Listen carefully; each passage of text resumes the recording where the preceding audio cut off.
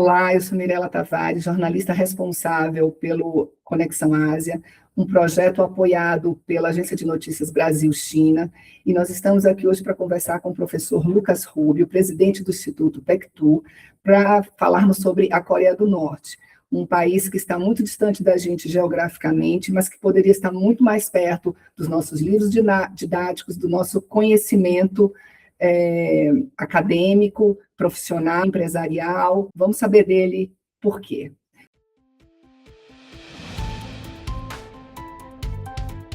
Professor, muito obrigada pela sua entrevista. Eu sei que o seu tempo está corrido e eu lhe agradeço demais a sua gentileza em nos atender. Bom, na verdade, eu que agradeço a Mirela e o pessoal do Conexão pelo convite. É um prazer falar sobre esse tema, sobre o qual eu estudo há muito tempo, e acho que nós vamos ter uma boa entrevista aí pela frente, pelo menos para levantar alguns pontos não muito convencionais quando se fala sobre esse assunto Coreia do Norte. Então, professor, eu já começo lhe perguntando, o nome oficial do que chamamos Coreia do Norte é República Popular Democrática da Coreia.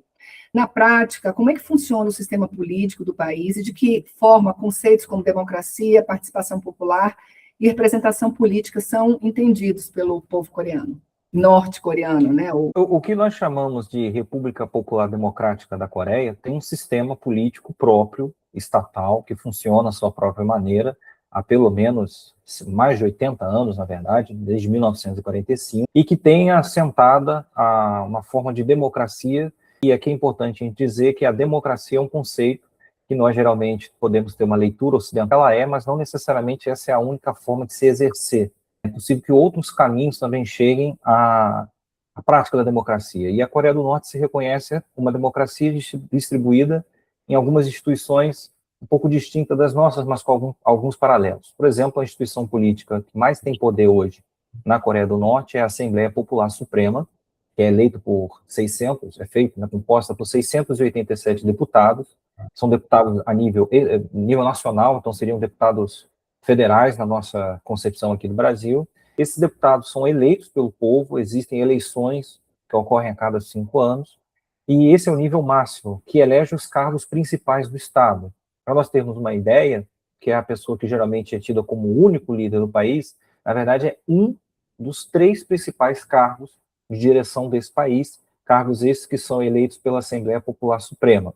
Além dela, há outras assembleias em níveis locais, que são as assembleias populares locais, e a níveis menores, nos próprios distritos, bairros e cidades, nós temos os comitês populares, que são órgãos de governo direto, o poder direto do povo. Você participa sem necessariamente ser membro de um partido ou ter um mandato para isso, é uma reunião, uma coletividade, é um conselho, que vai deliberando para assuntos mais imediatos. E acima dela, então, nós temos a Assembleia Popular Local, e acima da Assembleia Popular Local, a Assembleia Popular Suprema. E aí, é claro, uma série de outras organizações que trabalham junto, como, por exemplo, os sindicatos, que na Coreia constituem um poder político, os sindicatos das diferentes classes de trabalho, né? Eles também governam junto. Eu faço um convite aqui, eu acho que é importante a gente conhecer a estrutura política de um país, quando a gente vai falar sobre ele, a própria Constituição norte-coreana, que tem disponível na internet, inclusive no site do nosso Instituto PECTU, ela explica muito bem sobre o funcionamento da política na Coreia, como está dividido, mas existe uma certa leitura unilateral consolidada aqui no Ocidente, infelizmente, de que o país vive um regime de governo centrado em uma única pessoa. Mas, quando a gente vai analisar isso mais profundamente, descobre que tem uma estrutura mais complexa por trás. Não só centralizado em uma única pessoa, como quando a gente ouve falar aqui da Coreia do Norte, ou da República Popular Democrática da Coreia, ainda aparecem muitas imagens de um país violento, perigoso, ditatorial, marcado apenas pela repressão. Mas você que conhece bem a Coreia do Norte, estuda isso, o que é que existe de concreto nessa percepção e o que é que pode ser resultado de desconhecimento, exagero e dessa disputa de narrativas, né, que existe há algum tempo? Eu acho que seria bem importante, quando a gente vai falar da Coreia do Norte, as pessoas correm para classificar como um país muito fechado, perigoso, violento, é a gente tentar separar justamente o que são fatos que a gente pode, de fato, verificar, né? A gente pode ir em loco, por exemplo, observar isso, de narrativas e disputas de interpretações sobre algumas coisas. De fato, a Coreia do Norte em si é um país relativamente fechado. De fato, não é um país que ocorre uma circulação tão grande de informações ou de fluxo de pessoas como acontece com outros países do mundo. Há uma certa regulação, sim, há um certo afastamento com as coisas do exterior, mas ser um país fechado, ter esse certo controle, né, e um fluxo menor do que temos aqui, não significa dizer que seja um país que não tem nenhum conhecimento, não tem nenhuma abertura para o mundo. Porque, por exemplo, nesse momento, o país, apesar de estar com restrições parciais, está recebendo turistas, as pessoas podem visitar a Coreia do Norte, elas podem visitar distintas cidades, você pode acessar fontes de informação na própria Coreia do Norte, estando aqui, usando a internet, assim como os norte-coreanos também, claro que não num nível como os demais países do mundo, especialmente aqui na esfera ocidental, mas os norte-coreanos também estão tendo, nesse momento, acesso à internet, especialmente para fins acadêmicos, né? E é um país que tem, sim, as pessoas que estão lá dentro têm conhecimento do que está acontecendo do lado de fora. E nós, aqui, né, apesar de estarmos distantes, a gente, às vezes, se distancia ainda mais, porque haveria, sim, possibilidade de a gente saber mais como a Coreia do Norte está, né, tentando ouvir o que a Coreia do Norte está dizendo, mas nós escolhemos essa posição de simplesmente isolar a Coreia do Norte. Então, eu diria que talvez, muito mais grave do que a certa restrição que existe de fato no país, em relação a informações e tudo mais grave ainda do que isso é o isolamento que nós impusemos à Coreia do Norte, que os Estados Unidos, em especial, e os seus aliados geopolíticos impuseram à Coreia do Norte, né, com um bloqueio que é muito além do econômico, mas também cultural, um bloqueio midiático. Não se dá voz ao outro lado, né, não consegue falar. E aí a gente acaba caindo numa espiral muito obscura de informações e desinformações e interpretações, né, diferentes que podem ser criadas, narrativas que podem ser criadas sobre esse tema, e a gente começa a entrar num terreno muito complicado, né? Porque você fica ali numa instabilidade muito grande de coisas que são completamente absurdas e ficam difíceis de acreditar, e outras visões, talvez um pouco mais equilibradas e ponderadas, tendem a ser descredibilizadas por tentar retratar a Coreia do Norte como um país normal, o que, ao parece, né, na opinião pública mundial, não pode ser. Tem que ser o lugar do bizarro, tem que ser o lugar do alienígena, né? Foi escolhida esse papel para ela. Então é uma disputa dialética bem interessante entre esses dois pontos. Ou seja, a opinião pública internacional, ela acaba desempenhando um papel ali de legitimação dessa simetria, né? Poderia resgatar um pouco o motivo dessas sanções para a gente poder entender melhor? Eu mencionei que foi feito um certo isolamento da Coreia do Norte, eu falei não só através das sanções econômicas, como também umas sanções que seriam culturais, sanções até de relações com aquele país, né, diplomáticas, por assim dizer. E essas sanções econômicas sobre a Coreia do Norte são pesadíssimas, e elas ocorrem principalmente por conta do programa nuclear norte-coreano. A Coreia do Norte é um país que escolheu, há 3 décadas, seguir o caminho do desenvolvimento de armas nucleares. E isso custou muito caro para ela, né, para o Estado norte-coreano. Caro no sentido de que não foi bem recebido, não foi aceita a possibilidade de uma Coreia do Norte nuclearizada. Isso feria algumas intenções e também algumas concepções que existiam na época de que a Península Coreana não teria um bom futuro se uma das partes tivesse armas nucleares. Imaginava-se, né, por parte dos analistas ocidentais, que a Coreia do Norte nuclearizada seria uma ameaça mortal e que ela rapidamente iniciaria uma guerra e nós teríamos mais um conflito localizado. Acontece que, na verdade, é curioso notar que essa análise partia de países e de agentes que são, ao mesmo tempo, figuras que querem reter e impedir o desenvolvimento nuclear dos países, mas não abandonam os seus arsenais nucleares e não abandonam o aumento e a expansão das suas capacidades nucleares e de ataque.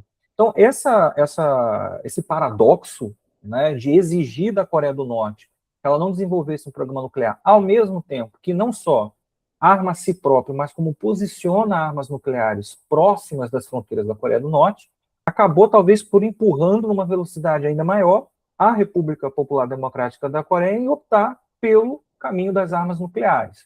Então, quando ela se retira, após uma tentativa de negociações fracassada no início dos anos 2000, ela se retira do Tratado de Não Proliferação, e depois, em 2006, apresenta ao mundo o seu primeiro teste nuclear bem-sucedido, a Coreia do Norte acaba sendo condenada com inúmeras sanções econômicas que dificultam e muito, não só a vida dos norte-coreanos lá dentro, como também o próprio contato que nós teríamos com a Coreia do Norte se fosse um país que estivesse em uma condição de transações econômicas regulares com o restante do mundo, né? A gente não pode esquecer também que a questão das armas nucleares foi uma leitura que a Coreia do Norte fez, e acredito que dentro da lógica deles esteja muito bem acertada, de que os países que não possuem armamentos nucleares estão quase que todos destinados a intervenções que sempre terminam com o desmantelamento do Estado, com uma destruição desenfreada. A Coreia do Norte analisou muito bem o que aconteceu no Afeganistão, no início dos anos 90, né, final dos anos 80. Depois, é claro que os eventos na Primavera Árabe, o que aconteceu com a Líbia, o que aconteceu com a Síria. Antes disso, a Guerra do Golfo contra o Iraque, também uma guerra motivada por um suposto programa nuclear, no caso daquele não existia, né? Acho que a Coreia do Norte conseguiu ler muito bem essas situações e entendeu que se ela não possuísse armamento que tivesse o mesmo grau, né, de relevância no cenário global que os seus adversários, ela não seria ouvida, ela não seria respeitada. E a gente tem uma dificuldade hoje, né, aqui nos anos 20 do segundo milênio, de observar coisas que aconteceram há pouco tempo atrás. Mas nos anos 90, o clima, tanto no noticiário internacional quanto as análises geopolíticas, era que de fato uma guerra ia começar na Península Coreana. Especialmente após o 11 de setembro, que a gente teve aquela guerra global ao terror. A possibilidade de uma intervenção direta dos americanos na Coreia se tornou muito real a partir do Iraque e a partir daquela denominação do eixo do mal que o governo Bush vai colocar, né? Parece que foi feita uma lista com países a serem rifados, né? E a Coreia do Norte entrou nessa lista.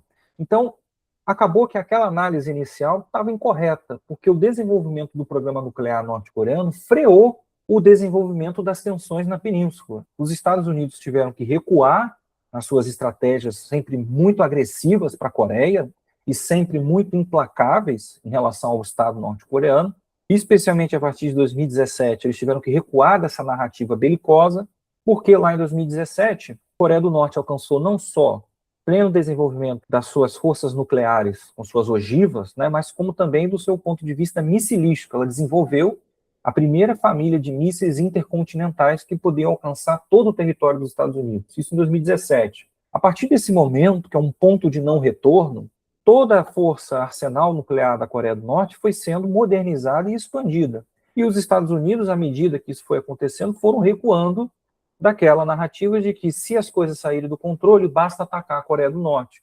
Já não é mais possível um tipo de cenário como esse, porque a Coreia do Norte teria capacidade de responder em igual. E aí nós temos uma questão. Custou muito caro, porque as sanções econômicas realmente levaram os norte-coreanos a situações muito difíceis, episódios muito graves de carência nacional, de colapso das redes nacionais de energia, de abastecimento de comida, por exemplo. Houve fome, houve períodos muito difíceis na Coreia do Norte nos últimos anos, há uns 20 anos atrás, por conta dessa decisão do programa nuclear, mas, ao mesmo tempo, o país conseguiu manter de pé a sua soberania nacional, conseguiu impor a sua posição num tabuleiro geopolítico extremamente sensível com aquela parte ali do Nordeste Asiático, e conseguiu manter a sua força econômica interna, apesar das sanções, funcionando, e não só funcionando, como se recuperando.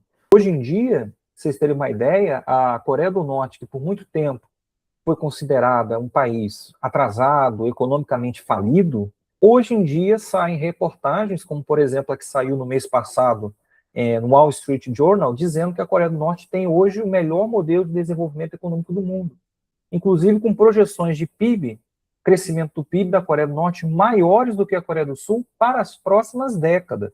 Então, realmente, a gente está vendo que os norte-coreanos tiveram aqui um desenvolvimento duplo, que ao mesmo tempo que eles pagaram muito caro por um arsenal nuclear, eles conseguiram recompensar isso, de alguma forma, tentar tirar o atraso do desenvolvimento civil da tecnologia atômica e de seus vários benefícios. Mas até hoje a Coreia do Norte ainda é sancionada, e essas sanções, é claro, por conta das armas nucleares e dos testes de mísseis, têm impactos diretos na vida da população. Mas eu acho assim também importante a gente pensar nesse momento como é a crítica à forma com qual as pessoas tendem a criticar a decisão norte-coreana, né, de seguir pelos caminhos das armas nucleares, enquanto outros arsenais nucleares não são criticados com a mesma régua, ou não são vistos como tão perigosos quanto a Coreia do Norte é.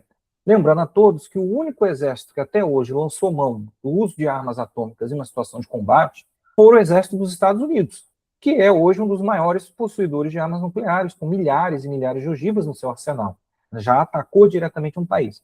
Ao passo de que em nenhum momento da retórica norte-coreana em relação às armas nucleares houve uma intenção de provocar gratuitamente um inimigo, ou atacar de fato o inimigo com as armas nucleares.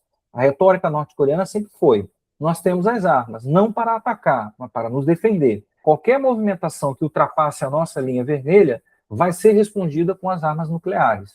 Os norte-coreanos impuseram essa posição. Nunca ameaçaram a existência de nenhum país, nunca pressionaram, usando esse arsenal, a mudança de nenhum regime, de nenhuma presidência, a queda de qualquer liderança em qualquer país usando esse poder. Nós não podemos dizer a mesma coisa do outro lado. E por conta dessa situação, o que você pode falar sobre a vida das pessoas no dia a dia, no país? De que maneira essas sanções afetam a economia, o acesso à tecnologia? A gente sabe que é bastante, mas convivendo ali, qual é a sua percepção sobre o que eles pensam sobre isso? Quando as sanções começaram a chegar em peso na Coreia, era um momento extremamente sensível, na segunda metade dos anos 90, porque a principal parceira econômica da Coreia do Norte tinha desaparecido, que era a União Soviética. E junto da União Soviética, vários outros também grandes parceiros econômicos da Coreia do Norte também sumiram. A gente está falando aqui da Iugoslávia, da Alemanha Oriental, da Tchecoslováquia. Foram estados que desapareceram, né? E a Coreia do Norte se viu num momento muito sozinha no panorama internacional, né? Restaram para ela poucas opções e logisticamente muito ruins. Naquele período, a Coreia do Norte ainda era, comparado aos dias de hoje, bastante dependente de importações, especialmente de combustíveis. O território coreano não é um território rico em combustíveis. Então, o abastecimento energético do país, em grande parte naquela época, dependia das importações, que vinham diretamente da União Soviética. Com a suspensão dessa relação, o povo coreano passou por vários problemas de abastecimento energético. Esse talvez seja o problema que até hoje mais atravessa. Ainda hoje há certos problemas, não tão graves quanto no passado, e não tão periódicos quanto no passado, mas em algum momento aparecendo no dia a dia da população, a questão do abastecimento energético. Tanto é que hoje em dia há um grande esforço da Coreia do Norte em tentar desenvolver formas alternativas de energia, como, por exemplo, a energia solar. Você vai lá e você observa, por exemplo, a maior parte das casas, todas têm teto solar, têm placas solares no teto. E mostra que é um esforço deles tentarem uma forma alternativa, mais simples, né? Que é o sol, simplesmente está lá, né, de graça, por enquanto, e aí você pode simplesmente pegar energia. Mas você também observa que naquele período se sofreu muito com a questão da manutenção do maquinário que existia no país. Maquinários esses que também tinham sido obtidos em grande parte no exterior. E as peças de reposição já não mais chegavam, porque com a onda de privatizações nos países do leste europeu pós-queda do socialismo, muitas dessas fábricas que antes produziam esses maquinários que iam para a Coreia do Norte, simplesmente deixaram de existir ou se fundiram a indústrias do lado ocidental da Europa, que absorveram essas indústrias e não mais continuaram produzindo aqueles maquinários ou então tendo relações com os antigos parceiros delas. Então a Coreia do Norte realmente ficou em um período muito difícil. O que foi importante para os norte-coreanos naquele período e ainda hoje é tentar transpassar por essas dificuldades econômicas no abastecimento energético, na manutenção de maquinário. A questão tecnológica também é uma das piores em relação às sanções. Não é permitido à Coreia do Norte comprar ou vender tecnologia, e tudo o que acabou ajudando a resolver, é claro que a Coreia do Norte hoje não é um país 100% autodeterminado e autossuficiente, mas em grande parte é muito mais do que qualquer outro país do mundo, isso eu asseguro com dados que a gente já pode trazer aqui, é a produção própria, a produção nacional das suas próprias necessidades. Isso se mostrou muito verdade no período da pandemia. Como a gente falou aqui, a Coreia do Norte é sim um país que tem restrições quanto ao fluxo, e isso também tende a respingar na questão econômica por questões das sanções que a gente acabou de falar. Quando houve a pandemia global, a gente sabe que o mundo inteiro paralisou, as cadeias logísticas quebraram, a gente não tinha contato entre os lados das fronteiras de qualquer país por conta da questão epidêmica. A Coreia do Norte foi o país que teve o regime mais rigoroso de fechamento da pandemia. Naquele período, na verdade, nós estamos aqui 6 anos depois da pandemia, a Coreia do Norte ainda tem políticas de fechamento por conta da pandemia. Naquela época, o já pouco contato e a pouca interação econômica com outros países foi totalmente suspendido. E durante todo aquele período inicial da pandemia, dos 2, 3 primeiros anos, a Coreia do Norte passou por problemas bem graves naquela época, mas ainda assim conseguiu manter de pé a sua economia, conseguiu manter o abastecimento da população, não sucumbiu, não colapsou. E aí a gente para observar uma coisa. Ao mesmo tempo que há uma tendência de se analisar como uma economia falida, se você parar para ver, não aconteceu na Coreia do Norte, na pandemia, uma coisa que aconteceu na maior parte dos países que nós consideramos países ricos. A gente não houve, em nenhum momento, não teve testemunha de demissões em massa, de pessoas perdendo o poder de compra, pessoas passando fome, né? Ou então aquela legião de pessoas doentes em cadeias, né, ficando cada vez mais doentes porque não havia uma política nacional para conter a expansão do vírus. Isso não foi observado na Coreia do Norte. A pandemia chegou lá, houve mortes lá, sim, houve o lockdown, houve o impacto econômico das medidas de lockdown, foi muito sentido, tanto a nível do isolamento que cada coreano fez dentro da sua casa, quanto a nível que o país se fechou para o exterior, mas não faltou nada para aquelas pessoas. Eles conseguiram continuar sobrevivendo e dando dignidade para a sua população como um todo, apesar de não ser um país rico, tá? E não ser um país muito próspero comparado aos seus vizinhos. Então, em relação à questão das sanções, seria isso. Foram muito mais graves no passado, ainda hoje são, mas conseguem ser contornadas pelos norte-coreanos, principalmente pela via do desenvolvimento autossustentado de suas tecnologias. Você ouve isso no seu dia a dia? Como é que você lida com essa balança tão desigual? E aí, se você puder também contar um pouquinho, né, já sobre o Instituto Paektu, porque eu imagino que ele também tenha surgido para lidar com todas essas informações paradoxais, né? Olha, Mirella, você como jornalista sabe muito bem que existe, jornalistas têm melhor memória do que realmente o resto do público em geral, né? E você deve ter na sua mente algumas informações de alguns anos atrás, em que a gente se lembra, por exemplo, quando houve uma crise econômica na Europa, em que a Grécia passou por uma situação muito difícil. E você ia na Grécia, que é um dos países considerado o berço da civilização ocidental, e você tinha uma legião de famintos pelas ruas, né? Você tinha todos os dias conflitos com a polícia, as pessoas estavam numa condição econômica gravíssima, se espalhou por toda aquela região sul da Europa, chegou na Bulgária, chegou na Itália também, aí ficou um período de dificuldade muito grande ali na Europa, né? E a Europa é considerada, aqui para a gente no Brasil, o modelo máximo de sociedade. Então a gente consome as coisas e a gente tem como nosso padrão um padrão que não é do Brasil, é um padrão que foi trazido da Europa, principalmente dos Estados Unidos também, nos últimos tempos, né? E nós vivemos nesse encantamento de que nós somos pessoas livres porque nós podemos ir ao McDonald's, ou que nós podemos escutar a cantora X ou o cantor Y. E nós nos encantamos com essas coisas que nos são passadas pela educação, pela cultura, pela tradição, de que isto é a liberdade. E nós temos uma dificuldade com os seres ocidentais, né? Muitas das vezes ainda embebidos dessa fascinação a qual nós somos criados, nós temos dificuldade de ver que as pessoas podem viver suas vidas e podem ter gostos musicais, gostos culturais, gastronômicos e tudo mais diferentes dos nossos, e está tudo bem. A humanidade, na verdade, é constituída disso, de pessoas muito diferentes umas das outras, que no fim das contas estão fazendo as mesmas coisas. Então as pessoas têm essa dificuldade em relação à Coreia do Norte, né? E aí elas vão sempre pesar as coisas que, na minha opinião, e eu acho que na opinião de todo mundo que pensa um pouco sobre o tema, não são tão importantes e tão vitais assim. Como isso que você mencionou. Sim, é verdade. Puxa, os norte-coreanos não têm lá a rede social, o Instagram. Você não vai conseguir falar com um norte-coreano pelo Instagram. Isso é verdade, não existe lá. Poxa, mas um norte-coreano, por exemplo, tem a casa dele própria, que é totalmente 100% financiada pelo Estado. O Estado entrega a você uma casa. Se você quiser estudar numa universidade, você não precisa pagar um centavo por isso. Na escola fundamental e média, você também não precisa pagar pela educação, ela está lá gratuita, com uma qualidade muito boa. A Coreia do Norte é um país 100% alfabetizado, é um país que tem mostrado com seu desempenho, e principalmente na indústria aeroespacial, que é um país que tem uma intelectualidade muito alta, muito elevada, um corpo técnico bem elevado, né? Se você passar mal na Coreia do Norte, você não vai ficar na fila de um hospital na beira da rua, esperando que haja uma transferência de um órgão para você que pode vir meses depois de você ter morrido. Isso não vai acontecer lá na Coreia do Norte. Mas, de verdade, eles não vão ter um McDonald's, um Instagram e as coisas que a gente tem aqui.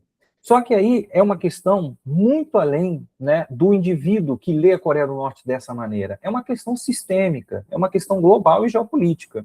A Coreia do Norte é um adversário político dos Estados Unidos, que é o que domina a esfera de influência no qual a gente vive.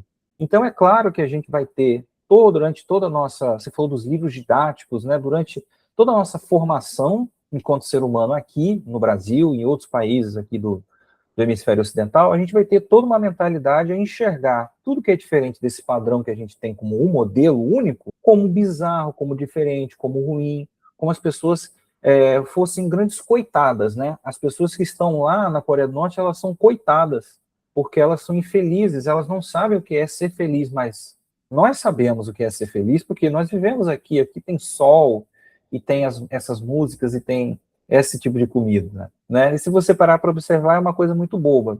E o Instituto Paektu nasceu nessa ideia de falar para as pessoas assim, olha, calma, não, na Coreia do Norte, eles também estão indo lá na rede de fast food, só que a deles, que eles gostam. Olha, os norte-coreanos também estão perdendo o tempo deles na internet, igual a gente fica perdendo, às vezes, horas no feed, né? Mas nas redes sociais deles, né? Eles estão fazendo as mesmas coisas que a gente, só que eles têm uma história diferente da nossa. E o Instituto Paektu surgiu numa época, isso seria meio estranho de dizer, porque até hoje, né? Falar sobre a Coreia do Norte era quase como você invocar um assunto proibido na sala, né? Todo mundo tem uma opinião muito forte sobre, mas não sabe nada sobre aquilo. Se você perguntar quantas pessoas vivem lá, a pessoa que vai saber te dizer um suposto caso de assassinato que aconteceu em dia tal, com tal, ela vai saber a minúcia daquilo, mas ela não vai saber te dizer qual o nome da capital da Coreia do Norte, quantas pessoas tem naquele país, qual é a bandeira daquele país, quando ele foi fundado, mas ela vai saber te contar uma história muito estranha que ela viu sobre aquele país. Então, o Paektu surgiu nessa ideia de popularizar a Coreia do Norte no Brasil num sentido mais equilibrado, tentar ouvir o que os norte-coreanos têm a dizer sobre eles. E daí surgiu também, além do nosso trabalho aqui no Brasil, de ir lá nas fontes primárias, né? Ir lá, eu digo, não só visitar o país, estudar o país em loco, mas também de aproximar as pessoas aqui do Brasil à Coreia do Norte, dizendo, olha, nós temos toda uma biblioteca que a Coreia do Norte disponibiliza na internet que nós podemos acessar do conforto das nossas casas. Dá para fazer isso. A gente, ao invés de ler uma notícia que saiu lá na Reuters, a gente pode tentar verificar lá na própria agência de notícias da Coreia, tem informações do dia a dia lá, será que essa coisa muito estranha aconteceu mesmo? E a gente surgiu com essa iniciativa. Nós conseguimos estabelecer uma conexão muito boa com os nossos parceiros norte-coreanos. Nós temos uma parceria com a Academia Coreana de Cientistas Sociais. Ela é uma organização científica independente da Coreia do Norte, e ela já nos realizou, já fez vários convites para visitar o país. Nós visitamos o país já fomos 3 vezes, três anos distintos, em 2018, 2024, 2025, e nessas viagens nós vamos não apenas como turistas, né, para ver como a Coreia do Norte mas a gente de fato participa de forma mais próxima do dia a dia de uma pessoa comum. Então a gente visita escolas, hospitais, fábricas, a gente estuda, né, e é claro, a gente desenvolve o nosso trabalho de forma independente. É claro que existe também uma vontade dos norte-coreanos de apresentar uma sociedade, muitas das vezes desconhecida, mas a gente também tem a nossa visão crítica de saber olhar e perceber onde há uma carência, onde há um determinado fechamento excessivo para alguma coisa, né? Afinal de contas, esse é o nosso papel.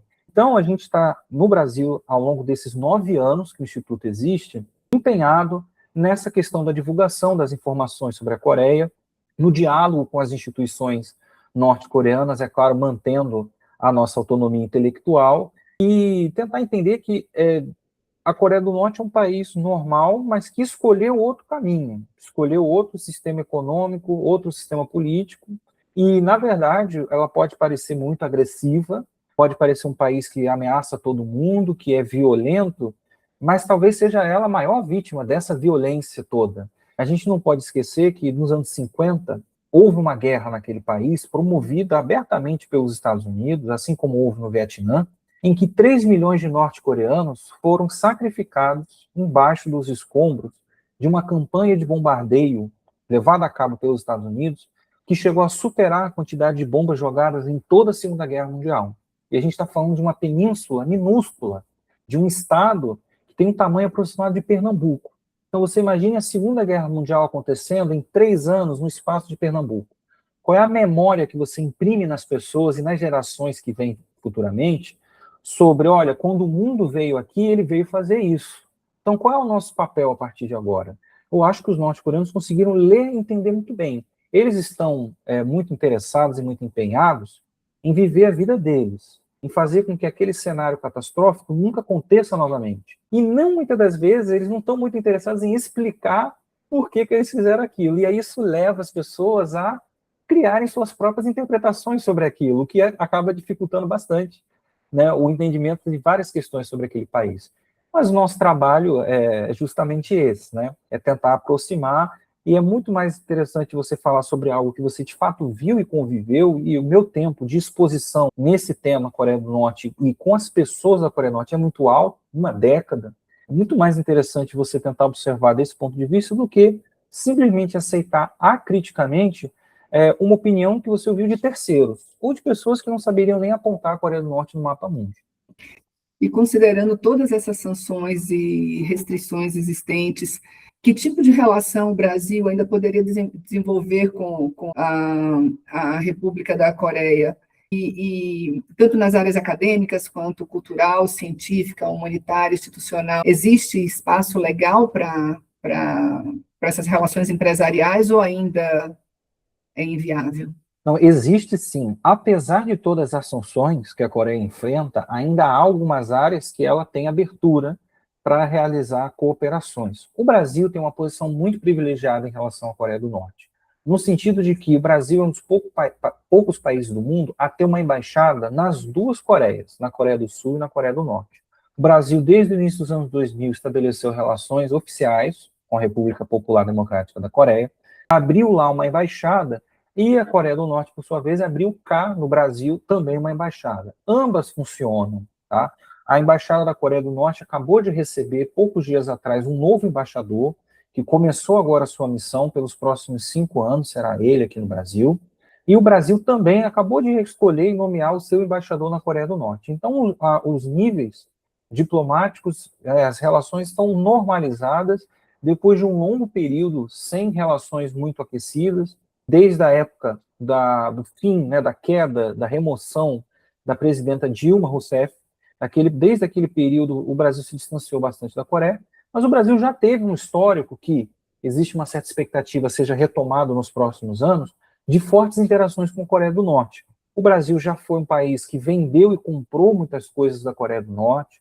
Nessa relação, o Brasil vendeu produtos agrícolas, principalmente, commodities, e recebeu dos norte-coreanos produtos de informática, produtos de nível industrializado muito alto. Já cai por terra, inclusive, aqui uma concepção que poderíamos ter da Coreia do Norte como um país atrasado, né? Nas relações econômicas com o Brasil, a Coreia do Norte, na verdade, está em vantagem porque ela está nos devolvendo produtos manufaturados.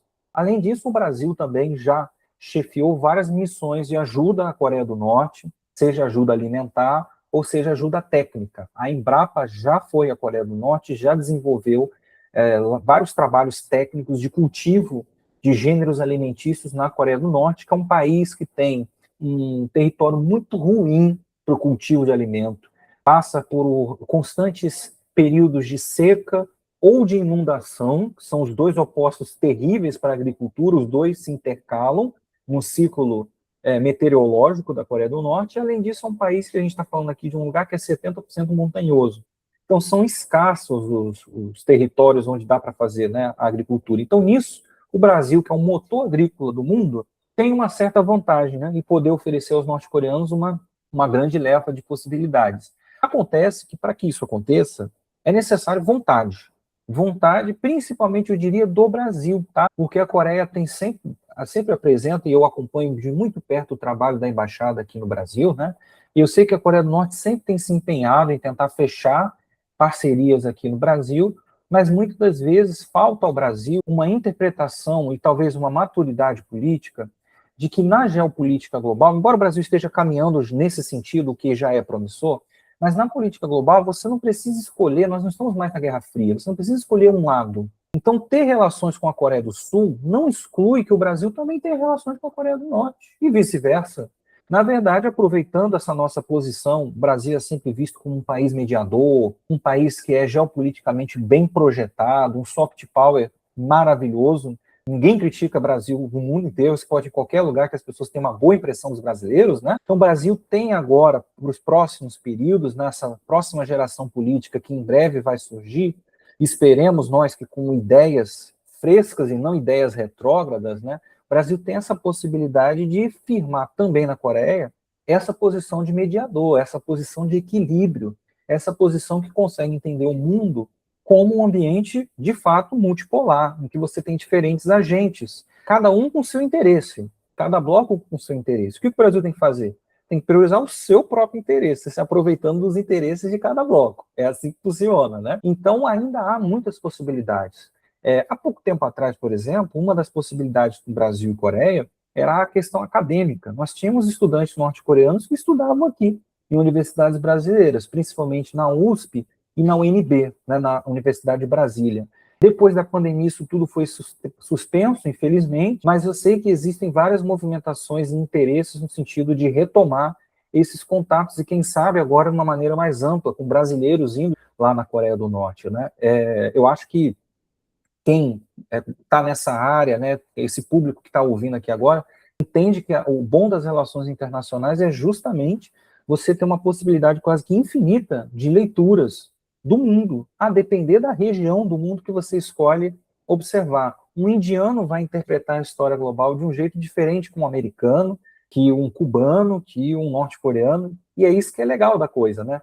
Então, eu acho que o Brasil acaba, por vezes, perdendo uma oportunidade boa de estar próxima da Coreia do Norte, que seria um grande acréscimo de bagagem. Acho que a gente tem muito a aprender com a Coreia do Norte, mas também tem muito a cooperar com ela, nas carências que ela tem, né, nas deficiências estruturais que ela tem.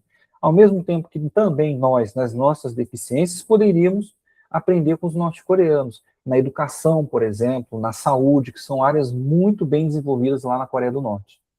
Professor, você falou uma coisa aí muito importante que me leva a pensar. A gente, durante muito tempo, a China, por exemplo, ela foi retratada no Ocidente por meio de muitos estereótipos, né? Hoje nós vemos um interesse crescente pela China, pela cultura, as pessoas querendo visitar, vão a Xangai e voltam impressionados, etc. Há alguma chance a curto, médio prazo, de haver uma reversão em relação à imagem da República da Coreia para nós, brasileiros? Bom, eu acho que sim, eu concordo totalmente com a sua leitura em relação à China. Há pouco tempo atrás, falar sobre a China era também um assunto assim difícil. As pessoas simplesmente não iam à China, visitar a China. Elas sequer achavam que era possível ir lá.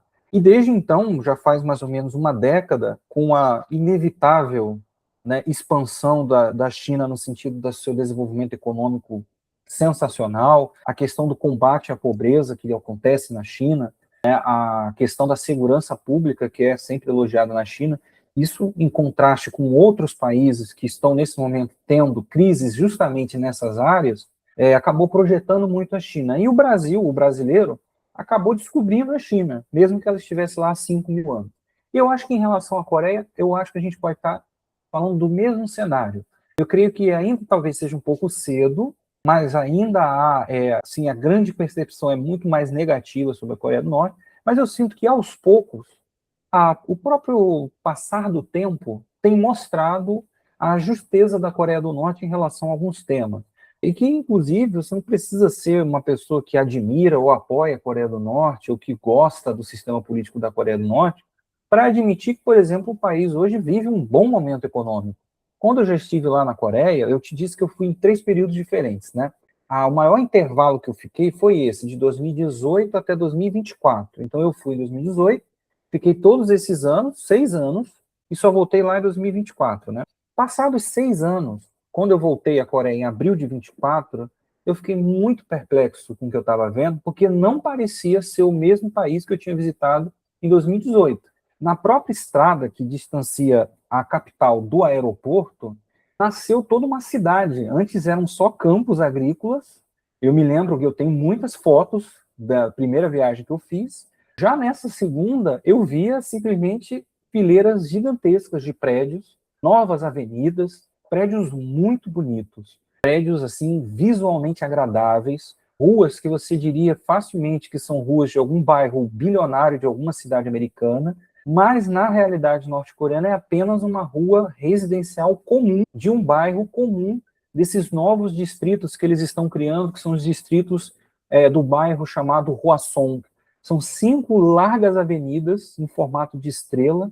A cada ano eles têm inaugurado uma raia dessa estrela, né? E esse distrito novo tem sido considerado o modelo a ser seguido nos próximos anos na construção da Coreia. E aí eu fiquei justamente impressionado, falei, bom, isso aqui por si só já é uma grande mensagem. Se fosse um país falido e totalmente quebrado, como tanto insistem as análises ou as notícias que chegam aqui, né, seria impossível esse país ter levantado uma coisa dessa. Não é cenário, não é papelão ou isopor, como algumas pessoas podem acreditar. Então eu creio que quanto mais vezes as pessoas forem à Coreia, se chocarem com a realidade concreta, em contraste com o que dizem ser, mais o mundo vai perceber que a Coreia do Norte realmente, apesar de ter um sistema econômico diferente, consegue alcançar bons resultados em várias áreas que são muito preciosas, pelo menos para mim são, que é a questão da dignidade humana. É claro que não faz a Coreia do Norte ser o país mais perfeito do mundo, onde tudo está acontecendo a mil maravilhas, ninguém está fazendo nada de errado. Muito pelo contrário, a Coreia do Norte é um país feito por seres humanos, e nós sabemos muito bem como são os seres humanos. Então, não é um país perfeito, mas eu te digo com seguridade que é também muito distante da imagem apocalíptica que a gente acostumou até aqui. Mas essa imagem, eu creio e concordo contigo, está prestes a ser derrubada. Parte desse... Quando essa imagem um dia desaparecer, eu vou poder ter o orgulho de dizer que eu ajudei a desconstruir esse muro com essas viagens que a gente faz lá à Coreia e as imagens que a gente traz aqui para o Brasil, né? Eu ia lhe perguntar exatamente isso agora, sobre a condição das mulheres norte-coreanas, que frequentemente é analisada apenas a partir dos parâmetros ocidentais. Então, como discutir desigualdade, a participação social, trabalho, vida familiar, sem ignorar os problemas internos, mas também sem aplicar critérios diferentes aos enfrentados pelas mulheres no Ocidente? É possível falar um pouco sobre a vida da mulher norte-coreana? Olha, nesse ano de 2026, a gente marca os 80 anos de assinatura de uma lei chamada Lei de Igualdade entre Homens e Mulheres. Ela foi assinada antes mesmo do Estado norte-coreano existir. Quando houve a libertação do território da ocupação japonesa, em 1945, nós tivemos aquelas 2 zonas da Coreia, né, que ficaram meio que indefinidas. A parte norte começou a desenvolver, a partir da liderança de um jovem chamado Kim Il-sung, um sistema socialista, ao passo que a parte sul ficou sob tutela dos Estados Unidos e acabou desenvolvendo um modo econômico diferente e distinto. Em 1948, é que se assentam os 2 diferentes estados, a República Popular e Democrática no norte e a República da Coreia no sul. Antes mesmo de 48, em 46, já tinha sido assinada essa lei, que é uma lei que derruba uma série de tradições e de convenções sociais muito arraigadas na sociedade coreana em relação ao papel das mulheres. A sociedade coreana, assim como praticamente quase todas as sociedades do mundo, era uma sociedade, pelo menos na parte norte, né, era uma sociedade muito atrasada em relação às mulheres. Elas eram historicamente sempre colocadas como essas figuras, né, de segundo lugar, essas figuras de estarem nas sombras dos homens. Os heróis sempre eram homens, os grandes reis, os grandes guerreiros, mas isso começou a mudar no seio do movimento comunista coreano, que remonta lá na década de 20 do século passado, quando nas montanhas da Coreia começou a nascer um movimento guerrilheiro para contrapor a ocupação japonesa do território. Esse movimento guerrilheiro era constituído principalmente pelos comunistas, liderados por Kim Il-sung. E uma característica importante desse movimento foi a questão da mulher. Quando você vai ler os escritos sociais, econômicos de Kim Il-sung, na década de 20 e 30, a questão da mulher já está sendo colocada lá, antes mesmo de se pensar que iria fundar um Estado socialista, décadas antes, né? E já naquele momento, as mulheres começaram a ter papéis sociais no mundo do trabalho, no mundo da defesa, na concepção, né, de funcionamento do mundo do coreano, distinto do que a tradição mandava. Então, é naquele momento que a gente tem, você vai hoje à Coreia, existem inúmeros monumentos às mulheres guerrilheiras, que eram mulheres totalmente diferentes das demais mulheres da época, que elas eram guerrilheiras, elas tinham armas, elas atacavam os japoneses, e elas faziam missões de espionagem, e elas atiravam, jogavam granadas. Era uma imagem de mulher muito chocante para a sociedade da época. Depois que foi fundado o Estado e houve a consolidação da Lei de 46, você observa hoje na Coreia do Norte, em comparação com o Ocidente, uma participação feminina muito maior no mundo do trabalho e na sociedade. Isso se demonstra nas várias diversas esferas. Você consegue visualmente notar isso quando você repara, por exemplo, muitas mulheres no parlamento, embora ainda seja um número baixo, na minha opinião, comparado ao global, né, uma quantidade muito grande de mulheres nas Forças Armadas. Você vai ver um desfile militar na Coreia, e eu já vi vários lá ao vivo, você tem as colunas das mulheres que desfilam no desfile militar. E elas não são de uma pequena guarnição de honra, uma guarda de honra, não, elas são da artilharia, são das tropas de prontidão nuclear, das lançadoras de mísseis, são mulheres inseridas em todas as esferas do mundo militar das 4 Forças Armadas da Coreia do Norte, né, das 5 Forças Armadas da Coreia do Norte.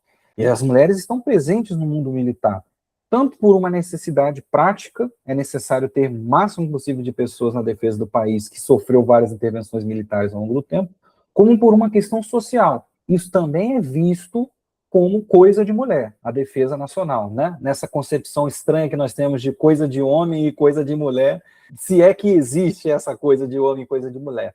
E, bom, quando você também vai olhar para a Coreia do Norte, a gente também não pode deixar de perceber que, apesar desse avanço, ainda há limitações, né, pelo menos do meu ponto de vista, em relação à participação das mulheres. Eu creio que ainda seja necessário avançar mais, consolidar mais essa posição numa sociedade que é muito tradicionalmente centrada nos homens, na imagem dos homens. Mas é muito distinto o papel da mulher no norte e no sul. No sul da Coreia, houve uma tendência de mercantilizar a imagem da mulher, colocá-la num sentido como um produto pop, visualmente consumível. E isso foi muito feito à imagem e semelhança dos grupos musicais dos Estados Unidos, que fizeram muito sucesso nos anos 90 e 2000. Ao passo que na Coreia do Norte, a mulher não é um produto a ser consumido visualmente como algo pop, mas a mulher é parte constituinte da sociedade. Então é refletido numa imagem genérica de mulher na sociedade coreana o que todas as pessoas são, operária, camponesa, professora, médica, cantora, arquiteta, soldada, e por aí vai. Sem contar que lá, como um Estado socialista, você tem algumas coisas, como, por exemplo, a questão da creche, né? Quando a mulher tem um filho, não é colocada na sociedade norte-coreana que a mulher tem que cuidar daquela criança porque é uma obrigação dela fazer isso. Esse dever de cuidar é compartilhado entre o pai, a mãe da criança e o Estado, que absorve, na verdade, a maior parte desse trabalho. Então, a mulher não deixa de trabalhar, de estudar, de ter vida política, vida social, porque ela tem um filho. A creche do Estado está lá. Você continua, óbvio, tendo cuidado do seu filho, o Estado não vai roubar a sua criança, mas diferente do que acontece aqui, em que essa carga é toda jogada em cima da mulher, né, lá essas coisas são divididas entre as pessoas de uma forma mais racional e menos, isso é da coisa de mulher mesmo, elas sabem fazer isso, nós homens não, então ótimo, vamos manter a vida desse jeito. Lá é um tema político a ser debatido. Você tem uma noção de como as coisas são diferentes? Você vai falar de participação das mulheres na política, por exemplo, é um escândalo no Brasil de 2026. A gente não consegue falar disso sem ter opiniões que nem opiniões são, né? São ataques, nada mais do que ataques. Então, nós ainda estamos meio atrasados em relação à Coreia do Norte, em relação a isso, infelizmente. Por conta, né, do tempo. E aí eu queria te perguntar um pouco mais sobre a mídia, né? O K-drama, Pousando no Amor, por exemplo. Eu não sei se você chegou a acompanhar, a ver se, né, um sucesso Sim, de foi mídia. impossível não acompanhar, fez muito sucesso quando foi lançado. Então, aproximou milhões de espectadores de personagens norte-coreanos, enquanto outras produções audiovisuais frequentemente exploram as tensões entre as duas Coreias, né? Então, em que medida essas obras ajudam, de fato, a humanizar a população e ampliar o interesse pela história da península, e quanto reforçam, né, estereótipos e simplificam a realidade, né, social e cultural, que é muito complexa? Olha, eu acho que o Pousando no Amor, ele é uma faca de dois gumes, nesse sentido. Mas, antes de mais nada, esse Pousando no Amor é até curioso que ele tenha conseguido passar na Coreia do Sul, tenha se consolidado como um sucesso. E digo isso por quê? Porque a tendência dominante, e não só dominante, como aceita e não censurável na Coreia do Sul, para se falar da Coreia do Norte, é sempre a retórica belicista e negativa. É o que faz sucesso, é o que passa. Produções que tendem a humanizar os norte-coreanos ou a tentar reinterpretar a cisão nacional Coreia do Norte e Coreia do Sul, tendem a ser, na Coreia do Sul, jogadas para o escanteio, desincentivadas ou até mesmo abertamente censuradas. A Coreia do Sul é um país que tem, poucas pessoas se dão conta disso, uma tremenda lei de segurança nacional que pode enquadrar qualquer coisa dentro dela e que pode facilmente prender pessoas, censurar lançamento de filmes ou de peças teatrais ou de divulgação de livros, material impresso ou de material audiovisual que considerem um ataque à Lei de Segurança Nacional. Basicamente, o que a gente está falando aqui é de uma censura. Existe um arcabouço funcional e ativo na Coreia do Sul atualmente de censura para qualquer coisa que trate a Coreia do Norte que não seja nos termos de nosso pior inimigo. Pousando no Amor foi muito importante porque deu uma humanizada muito grande nos norte-coreanos.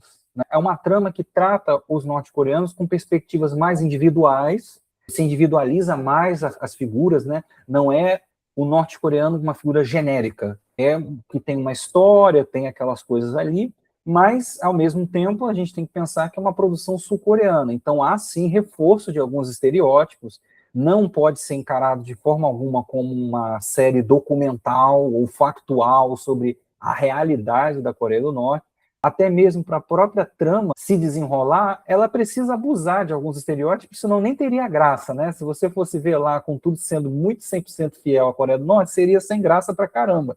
Não teria as dificuldades, né? A menina não teria caído, ela simplesmente caminharia para a Coreia do Sul, voltaria, estaria tudo bem, não teria graça nenhuma. Então, do meu ponto de vista, foi importante nesse sentido, mas também temos que ir mais além. É um bom começo, mas temos que ir mais profundamente para entender o que seria a Coreia do Norte ali. E olha, aproveitando esse gancho, esse é um tema muito sensível na Coreia do Sul. Falar da Coreia do Norte é muito sensível na Coreia do Sul, mais do que é falar da Coreia do Sul na Coreia do Norte, por mais que as pessoas achem o contrário. E isso eu digo com experiência de uma pessoa que vive as duas épocas. Eu vivi antes da época em que foi abolida, né, a tentativa norte-coreana de se aproximar da Coreia do Sul. Desde 2024, nós vivemos esse cenário de que a Coreia do Norte reavaliou sua política nacional de reaproximação com a Coreia do Sul e desistiu dela, analisando que nunca tinha dado certo nas várias décadas que ela tentou, pelo contrário, só tinha fragilizado a posição da Coreia do Norte em relação a algumas demandas dela. Mas, então, eu vivi antes disso, quando se falava bastante de reunificação na Coreia do Norte. A Coreia do Norte sempre falou muito mais de reunificação e de diálogo com a Coreia do Sul do que a Coreia do Sul falou em relação à Coreia do Norte.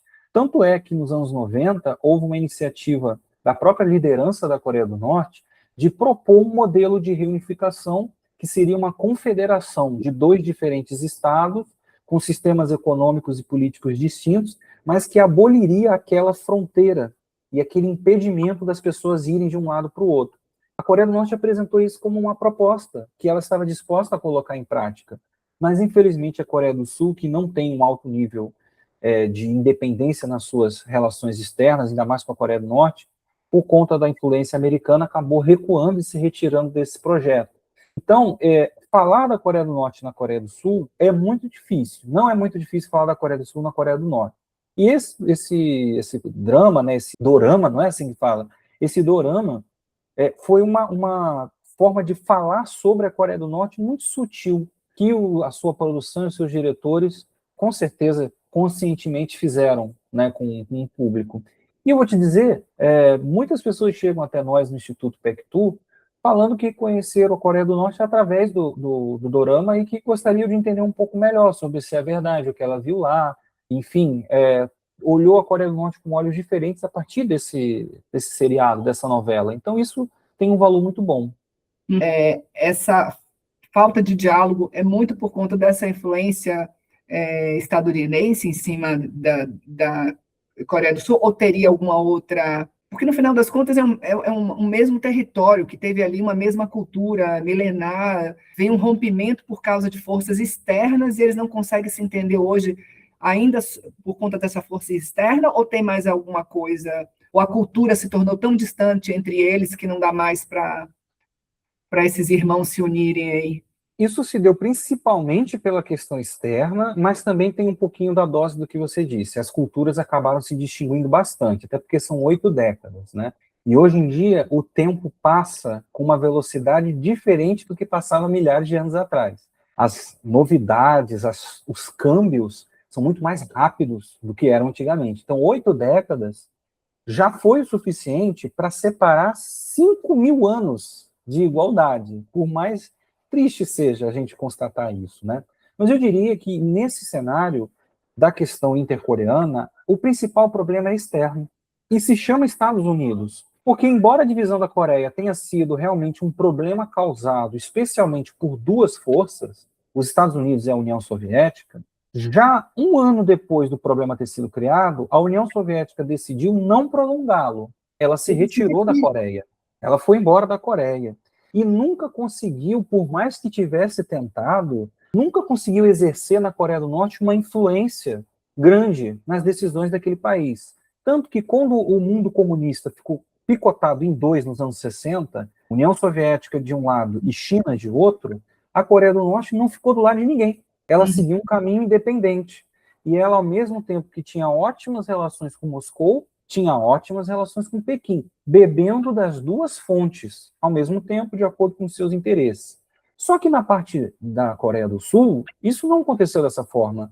Os Estados Unidos chegaram lá em 1945, nós estamos aqui 81 anos depois, e os Estados Unidos ainda estão lá. Não só ainda estão lá, como nesse exato momento eles têm 30.000 tropas estacionadas ao longo da fronteira com a Coreia do Norte, e durante muito tempo, como até hoje fazem, posicionaram na Coreia do Sul armas de destruição em massa apontadas para a Coreia do Norte, usando o território da Coreia do Sul como uma base de lançamento de morte e destruição para o próprio território da Coreia, só que na parte norte. Então, infelizmente, é uma verdade dura para algumas pessoas notarem, a Coreia do Norte é um país independente.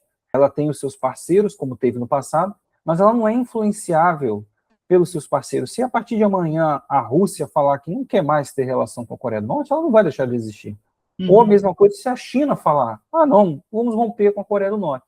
A Coreia do Norte vai sofrer muito, mas vai dar um jeito de continuar. Na Coreia do Sul, a relação é outra. A Coreia do Sul está tão ligada aos Estados Unidos, a sua economia, inclusive, teve um boom nos anos 70 por causa dos Estados Unidos, que até mesmo do ponto de vista físico, a Coreia do Sul é um país ocupado em situação colonial com os Estados Unidos, né? Então, os Estados Unidos, tentando manter sua posição estratégica, que é muito estratégica na Coreia do Sul, né? Você tem a Coreia do Norte, a China e a Rússia ao seu alcance, 3 grandes adversários num ponto, né, de confluência. É claro que eles vão sempre influenciar, barrar e obstruir qualquer iniciativa de reconciliação da Coreia do Norte com a Coreia do Sul. Entendendo essa dinâmica, é que em 2024, através de um congresso, a Coreia do Norte decidiu, enquanto Estado, reescrever sua Constituição e reescrever sua política nacional de relação com a Coreia do Sul pelo caminho do distanciamento, da separação. E isso passou, inclusive, pelo reconhecimento da República da Coreia como um Estado. Antes, a Coreia do Norte, a popular e democrática, não reconhecia a Coreia do Sul como um Estado, porque dizia o território inteiro é da República Popular Democrática. Agora não, agora ela fala, não, ok, realmente existe uma divisão, nós não somos iguais a eles, não tem chance da gente se reunir, os nossos pontos já saíram do ponto de retorno, então, a partir de agora, somos duas entidades distintas. É horrível saber disso e testemunhar isso, mas acabou sendo um desenvolvimento talvez meio que esperado pela gravidade da situação. Se parar para pensar, é o último resquício da Guerra Fria. Uma Guerra Fria, ou até mesmo a Segunda Guerra Mundial, que só um dos lados luta. Só os Estados Unidos tentam desesperadamente manter uma posição que ninguém faz questão que ele mantenha, só ele mesmo. Então, para profissionais brasileiros, professor, que trabalham, pretendem trabalhar com empresas, instituições ou representantes de países asiáticos, o que a experiência histórica da Coreia do Norte ensina sobre a importância de compreender memória nacional, identidade cultural e sensibilidades políticas? Brasileiro que esteja escutando isso, é muito importante a gente entender que os conceitos que a gente tem nem sempre vão funcionar para todos os lugares do mundo. E existem algumas civilizações que não estão mais avançadas, não se trata disso, mas que lidam com alguns temas há algum tempo um pouco maior do que o nosso. E eles acabaram criando microcosmos, com suas interpretações, por exemplo, sobre o tempo, sobre o dinheiro, sobre a história, sobre a vergonha, sobre a honra. São, às vezes, termos que são comuns entre nós, mas que têm pesos diferentes entre a nossa sociedade e a sociedade deles. Qualquer um que queira trabalhar com essas pessoas deve tentar entender a perspectiva daquela pessoa, até para facilitar o contato e evitar qualquer tipo de desentendimento, qualquer quebra de expectativa de um lado ou do outro. Então, por isso que eu acho que a Coreia do Norte é um bom exemplo disso, né? Na primeira vista, pode parecer um país muito óbvio e muito simples de ser definido. Mas quando você para escutar uma outra perspectiva, talvez saída lá de dentro, ou simplesmente ouvindo o que os norte-coreanos têm a dizer, você já começa a perceber que, na verdade, as coisas são muito mais complexas, exigem exercícios mentais muito maiores do que uma simples frase de efeito poderia dar, né? Então, aprender o idioma, aprender o código cultural daquele povo, a história daquele país, até mesmo buscar exemplos parecidos com eles em outros lugares, você vai encontrar muito se você for falar sobre a Coreia, né? Nós temos outros exemplos de sociedades que também passaram por momentos traumáticos de intervenções estrangeiras. A China passou por isso, o Vietnã, o próprio Japão passou por isso, né? A gente se esquece, o Japão foi bombardeado com bombas atômicas, a gente falou agora há pouco aqui, aquela também foi uma sociedade que se machucou. Como saiu daquilo, foi de um caminho totalmente diferente da Coreia do Norte. Mas a gente pode pensar no sentido de que nós temos grande facilidade, às vezes, em entender os japoneses e lembrar da posição deles, de que apesar de estarem do lado de lá da guerra, aquelas pessoas também sofreram, mas a gente não consegue ter esse pensamento quando vai falar da Coreia do Norte, por exemplo. Sempre é mais fácil a gente só julgar e dizer assim, eles são estranhos, eles são belicistas, eles são perigosos, fechados e amedrontadores. Quando, na verdade, se você parar para pensar, você poderia também exercitar esse tipo de pensamento sobre. E, uma coisa, né, de novo, eu acho que o brasileiro tem que botar no seu interior o que nós tentamos projetar para o exterior, no sentido de que seja também uma pessoa maleável, no sentido de aprender com a diversidade do mundo, né? Então, aproveite a posição privilegiada que nós temos enquanto brasileiros. Nós não estamos em guerra com nenhum país. Pensa, nossa seleção nacional, apesar de ser muito ruim, todo mundo ama e fala que é a melhor do mundo, né? Não tem um jogo da seleção brasileira que não tenha um país, mesmo distante da gente, que esteja torcendo pela gente, né? Não tem um jogo proibido, não tem um país onde os brasileiros não podem entrar porque eles vão ser hostilizados, porque eles correm risco de vida. Isso não acontece em lugar nenhum desse mundo. Então, seja assim também em relação às suas ideias, né? Se permita, já que você tem esse passaporte que vai para qualquer lugar, se permita também ler e se colocar no lugar do outro. Falta muito isso. Pode parecer até um papo meio coach, né? Mas a gente escuta muito isso hoje em dia. Tem que se colocar no lugar do outro. Mas a gente pouco pratica isso, às vezes. E o Brasil exerce um papel de destaque no BRICS, né, o grupo que reúne países com diferentes níveis de interlocução com a Coreia do Norte. De que maneira o bloco, com a participação brasileira, ela poderia contribuir para o diálogo, a cooperação e a redução das tensões entre as duas Coreias? Muito bem. O Brasil, como eu disse agora há pouco, né, é um país que tem essa facilidade nas relações internacionais e talvez fazer isso sozinho não seja tão fácil quanto fazer isso com outros agentes que também procuram o mesmo caminho. Eu acho que o BRICS é uma ótima oportunidade para o Brasil nesse sentido. Aí já fica de antemão assim a minha fala no sentido de que o Brasil tem que se sentir mais membro do BRICS.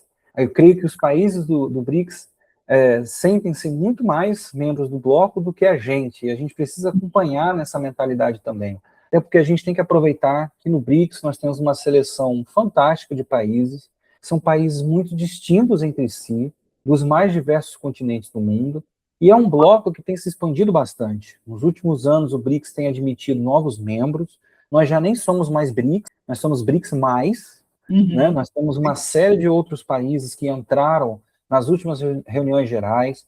Nós temos o Banco do BRICS, que é um agente hoje no mundo muito importante, pouco se fala. Há muitos projetos de desenvolvimento acontecendo em regiões mais pobres do mundo, que estão recebendo financiamento do Banco do BRICS. E a infraestrutura que a gente está falando de cabeamento de energia, transpassando para lugares que nunca tiveram isso, a gente está falando de canais de irrigação, de portos, de aeroportos, de hospitais, escolas, indústrias. O Brasil tem como participar disso. O Brasil é um país que necessita retomar o seu nível de industrialização e a gente pode aproveitar esse momento de uma reconfiguração. Nós estamos diante de uma reconfiguração global da distribuição de poder, isso é muito nítido para todo mundo que acompanha hoje, apesar de ainda estarmos dentro de uma tendência unipolar. A contestação a essa ordem unipolar hoje é muito mais latente do que jamais foi nas últimas décadas, desde o fim da União Soviética.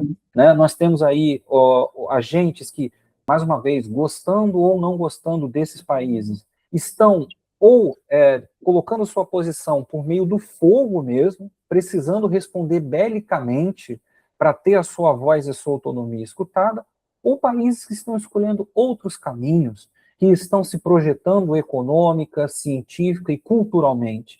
E o mais importante do Brasil aproveitar é justamente nesse momento da ascensão dos BRICS, entender essa composição, né, de um mosaico multifacetado, de várias cores, de vários sotaques diferentes, entender que o mundo se constrói dessa forma. E a Coreia do Norte é um ponto importante para a gente entender se é verdade e se é justa essa inclinação que o Brasil tem tido e que o mundo tem tido em relação aos BRICS e ao multilateralismo. Então também será verdade, também será justo que a Coreia do Norte será cada vez mais incluída na comunidade internacional depois de ter passado muito tempo isolado dela. E também a nossa própria concepção de comunidade internacional, por vezes, é limitada. Não é porque um país não tem boas relações, por exemplo, com a Europa Ocidental ou com os Estados Unidos, que significa que ele seja um país isolado. Se você parar para ver bem, todos os grandes eventos que acontecem na China, na Rússia, na Coreia do Norte, têm chefes de Estado de vários países lá. Você teve um desfile militar muito importante que aconteceu em setembro, em Pequim, em setembro de 2025. E você tinha lá Nicolás Maduro, Kim Jong-un, Xi Jinping, Vladimir Putin, Alexandre Lukashenko, a Ibrahim Traoré, da Burkina Faso. Você tinha membros dos países árabes, você tinha a Oceania, você tinha a América Latina, você tinha todo o presidente Díaz-Canel de Cuba, você tinha todo uma diversidade muito grande de pontos de vista, a Ásia Central, reunidas em Pequim para comemorar, aquela época se comemorava os 80 anos da derrota japonesa na Segunda Guerra Mundial, né? A derrota do projeto colonialista japonês na Segunda Guerra Mundial. E você vê, bom, será que a Coreia do Norte está mesmo assim, tão sozinha e isolada? Ela foi convidada para um evento de Estado na China, ficou do lado dos principais líderes globais hoje em dia, né? Então o BRICS tem que entender isso, tem que entender que não é escolher um lado, é escolher todos os lados e saber observar e cooperar, que no fim, pode parecer óbvio que a gente vai falar, mas no fim é entender indiferente para a gente, né? Independente do idioma que você fala, da cor da sua pele, ou de como você acha que as coisas são, todos estamos na mesma casa e todos estamos no mesmo barco, que é uma coisa chamada Terra. E ela tem dado muitos sinais de que precisa de uma coordenação maior da nossa parte para as coisas darem certo. Então, basta a gente decidir se a gente vai ouvir esse grito da Terra ou se a gente vai continuar ignorando e insistindo em nossas visões unilaterais de mundo. até agora não tem nos levado muito adiante. Talvez seja a hora de mudar essa chavinha aí. Professor, você poderia recomendar algum livro ou algum filme para as pessoas que se interessam em entender um pouco mais sobre a Coreia na verdade, sobre a história, né, da Coreia como península, além do site do Instituto Pektu, que a gente vai deixar aqui para quem quiser acessar. Bom, felizmente os brasileiros têm descoberto ou redescoberto a Coreia do Norte nos últimos anos, e uma coisa que era uma tendência a ser inexistente, qualquer material sobre a Coreia do Norte, tem mudado. Ainda num ritmo um pouco lento, ainda somos carentes de livros e produções sobre a Coreia do Norte. Mas duas indicações que eu deixaria seria, primeiro, um livro muito bom escrito pelo professor Paulo Vicentini, que se chama A Revolução Coreana. É um livro pequenininho, ele foi feito pela Unesp, ele foi lançado pela editora Unesp. Muito bem, esse aí da coleção Revoluções do Século XX. O professor Paulo Vicentini faz esse livro junto de uma equipe gigantesca, não é só ele que escreve. Tem vários capítulos aí muito legais falando sobre a história antiga da Coreia, sobre o movimento guerrilheiro, sobre a ocupação japonesa, a divisão nacional, a guerra da Coreia, desenvolvimento econômico, político do país durante a Guerra Fria, crise, programa nuclear, tudo. É um livro que resume bem, é um livro produzido por acadêmicos, então é um livro técnico, com dados que foram retirados da própria Coreia do Norte e confrontados com outros dados, então é um trabalho acadêmico muito sofisticado, uma leitura muito boa e crítica para a gente fazer. E se você quiser ir para algo mais leve, tem um pequeno filme alemão chamado Meus Irmãos e Irmãs na Coreia do Norte.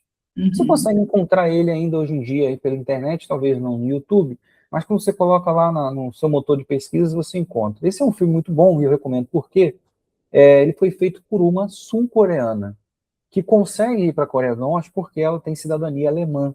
E ela vai, como ela fala coreano, ela tem um contato muito mais rápido, muito mais direto do que qualquer outro documentário que tenha sido feito que passa por aquele processo de tradução e daquele também processo de sensacionalismo, de tentar mostrar coisas absurdas da Coreia do Norte. Basicamente, é a diretora do documentário caminhando pela Coreia do Norte, conversando com as pessoas comuns, visitando os lugares e fazendo as perguntas, das mais normais até as mais inquietantes possíveis, e os norte-coreanos respondendo normalmente. Eu acho que ela acompanha principalmente 4 personagens ao longo do filme. É um filme curto, tem quase 2 horas de duração, e ele se chama isso, Meus Irmãos e Irmãs do Norte. Né? Muito bom. É um filme que você encontra com legendas em português. Então é isso, o livro Revolução Coreana, do professor Paulo Vicentini, e o filme documentário Meus Irmãos e Irmãs do Norte. Professor, muito obrigada pela sua entrevista. Foi uma aula incrível essa que você acabou de nos dar. Eu espero que os nossos ouvintes até agora tenham gostado e espero contar com você para uma próxima entrevista.